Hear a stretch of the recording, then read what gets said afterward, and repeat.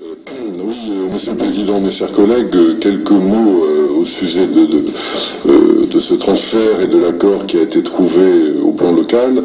Tout d'abord pour vous dire que notre groupe considère que aller beaucoup plus loin dans le sens qui avait été ouvert par la loi qui a été votée aurait eu beaucoup de sens et aurait été intéressant et cohérent. Il n'est en effet pas du tout aberrant de considérer que notre souci prioritaire doit être le service du citoyen et non pas, je dirais, le souci de garder à des collectivités certaines prérogatives et de ne pas en abandonner. Donc dans cette optique, et en raisonnant hors sol un petit peu, je dois dire que nous aurions pu être tentés de prôner, ici comme ailleurs, un transfert beaucoup plus massif des compétences, peut-être même le maximum du transfert des compétences qui était rendu possible par la loi. Pour autant, le contexte dans lequel ces décisions sont à prendre est un contexte qui doit être pris en compte. C'est le contexte, je dirais, d'une forme d'improvisation assez massive au sommet de l'État depuis 2 ou 3 ans, depuis que le président de la République est arrivé, n'a pas voulu se glisser dans les pas qui avaient été entrepris par son prédécesseur et a voulu marquer une rupture. Et partant de ce principe, de cet a priori fondamental, il a dû bricoler des lois qui étaient un peu curieuses, qui dans un sens mettaient en avant une forme de simplification revendiquée, puis qui dans la pratique compliquaient beaucoup le paysage. Parce qu'aujourd'hui, le paysage national qui nous est proposé à l'issue des décisions prises par le président de la République et le gouvernement, c'est un paysage qui est totalement chamboulé, avec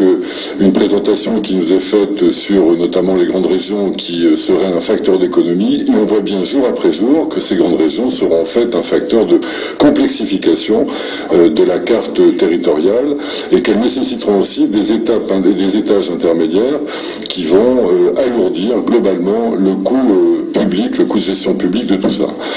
Donc ce contexte-là, qui est un contexte je dirais, de confusion un peu générale des prérogatives et des compétences des uns et des autres, et la relation que le département va avoir à entretenir avec la région en est un bon exemple. Dans ce contexte-là,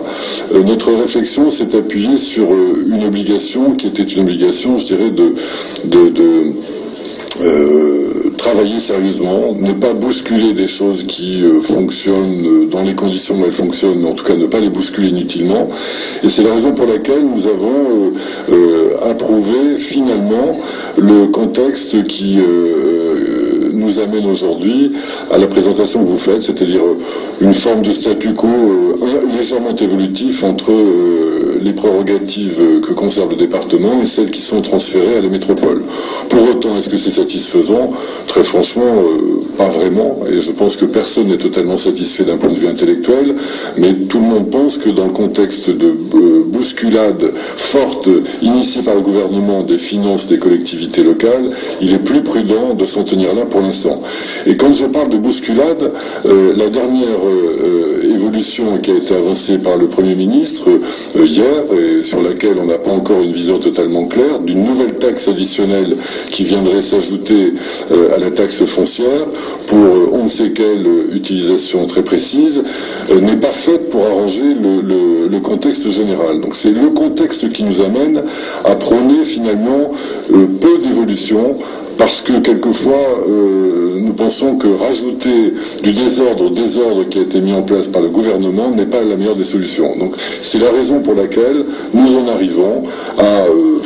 approuver sans aucun enthousiasme